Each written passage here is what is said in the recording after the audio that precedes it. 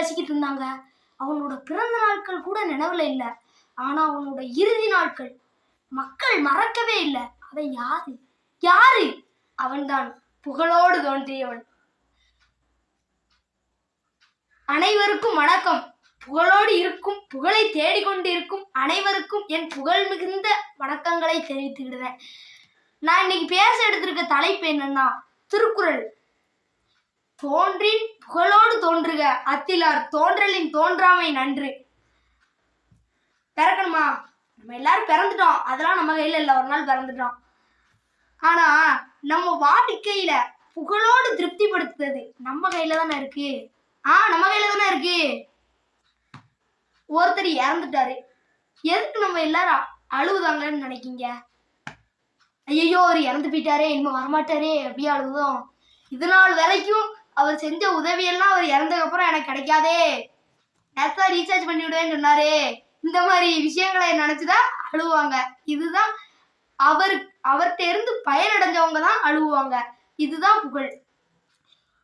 ஒரு குடும்பத்துல ஒரு கணவன் இறந்துட்டாரு, பொண்டாட்டி பிள்ளைலாம் உட்கார்ந்து அழுவுது. உறவினர்கள் பூரா வர்றாங்க, சும்மா நிக்காங்க. இதுல 1-2 பேர் சிரிச்சு பேசிக்கிட்டு இருக்காங்க, கதை பேசிக்கிட்டு இருக்காங்க. அங்க ஏரோப்ளைன் போச்சு தெரியுமா அப்படின்னு பேசிக்கிட்டு இருந்தாங்க.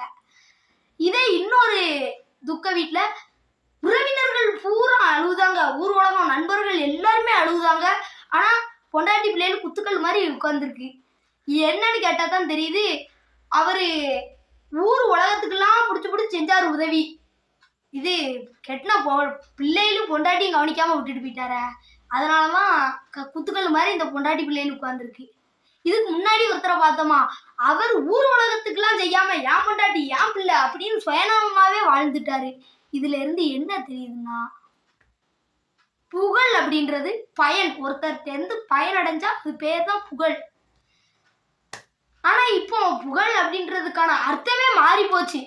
டேய் மச்சான், நீ போட்ட வீடியோக்கு 1 லட்சம் வியூஸ்டா, 10,000 லைக்டா. ஒரு பேச முடியாத குழந்தைகளுக்கு பாடம் சொல்லி தருதவங்களை விட இன்ஸ்டாகிராம்ல பொழுதுபோக்குக்கு ஃபன்னியா ரீல்ஸ் பண்ணுதவங்க மிகப்பெரிய செலிபிரிட்டி ஆயிருக்காங்க. இப்போ கூட இருக்காங்க.